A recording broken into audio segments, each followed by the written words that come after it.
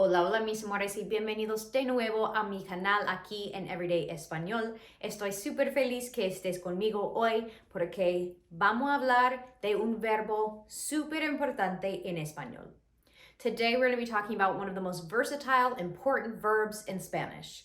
A lot of times in English we say things like, oh, get me this, get out of here, I got angry, I got this.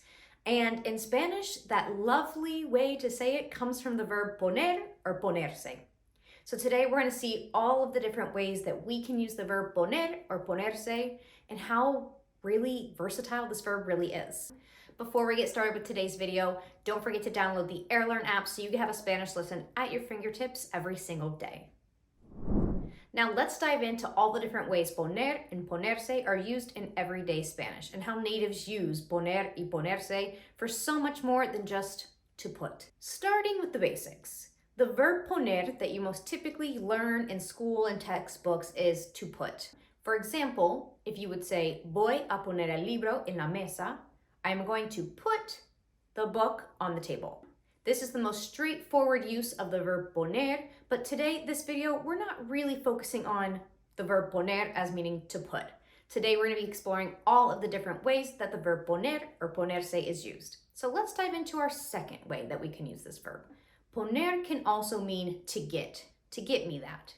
It can also mean to bring over. So a lot of times in casual Spanish, you will see the verb poner used to express to get me something or to get something. Let's look at a quick example. If I said, me pones un vaso de agua, me pones un vaso de agua, can you get me a glass of water? In this case, the verb poner is used to say to bring me or to get me something and bring it to me. Another way that we see the verb poner used can mean to get over something. While that's not super common, native speakers do use this every now and again. So you can see the verb poner used to express to get over something. For example, ponte por encima de eso. Get over it, move on. As I mentioned, as not commonly used, but you will see the verb poner sometimes used to express get over it. You're gonna kind of see a theme between all these different examples that I give you. Verb poner in this next example is to say it is getting cold or it's getting hot. The theme being get. Okay, that word that we use so much in English being used right here with the verb poner. So to express something is getting cold or it's getting cold outside or it's getting hot outside, you can use the verb poner or ponerse. For example, se está poniendo frío. It's getting cold outside or it's getting cold. As you can see, in this case, ponerse is used to describe the change in temperature. In this next example, probably the most common use of the verb poner is when you're saying somebody is getting mad, getting happy, getting sad. So ponerse with emotions. Now, you might be like, I thought I used estar with emotions or sentirse with emotions. All very true. But what I have come to find out in my language learning journey is that ponerse with emotions is used all the time. And that for a while, it kind of confused me. So let's dive into using ponerse to say things like to get happy, to get mad, to get sad. Me pongo enojado cuando veo la injusticia. I get mad when I see injustices. Let's look at one more example. Ella se pone triste cuando llueve. She gets sad when it rains. In this case, ponerse is perfect to use to talk about emotional changes that you might be feeling, or an instant change.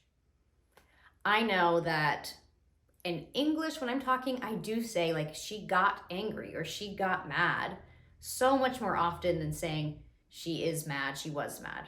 I don't know, maybe that's just me, but in Spanish, used all the time. Let's take a break from all the poner y ponerse. All right, el niño necesita unos regalos. The boy needs some gifts.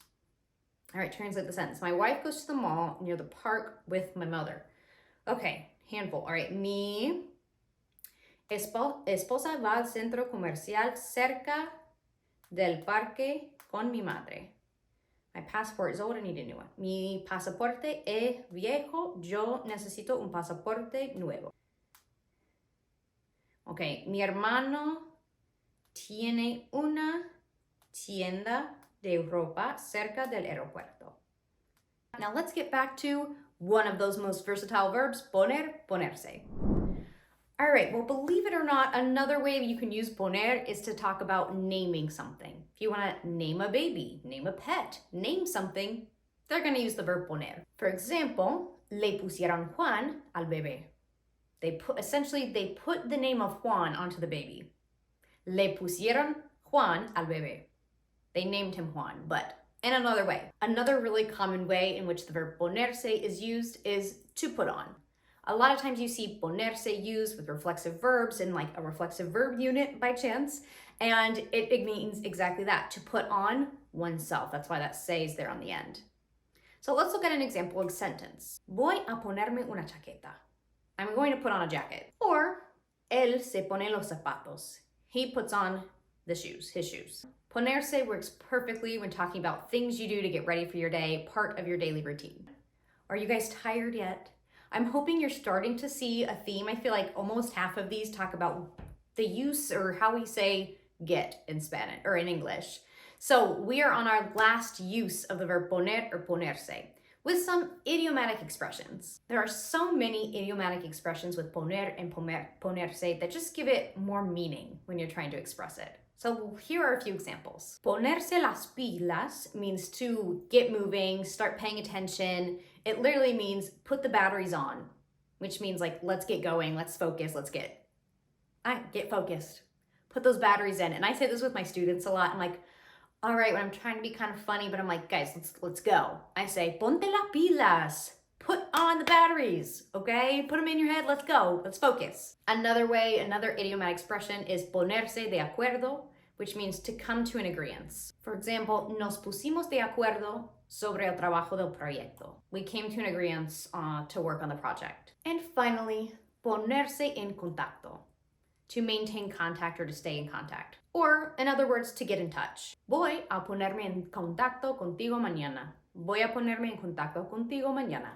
I'm going to put myself in contact and we're going to touch base with you tomorrow. All right, and there you have it, mis amores, one of the most versatile verbs in Spanish. And I feel like there are so many videos that say that because there really are a lot of pretty versatile verbs, but as you can see from this video, poner or ponerse can really be used in so many ways, and a lot of native speakers use them in these ways. More than just the typical to put. Ponerse has so many other meanings other than that. I hope you guys enjoyed this video because I know that this verb or this type of video would have helped me so much in my language learning journey. So if you liked it or you enjoyed this video, let me know in the comments if you enjoyed it, and subscribe and join mi comunidad aquí en Everyday Español. I will catch you next time, guys. Adios.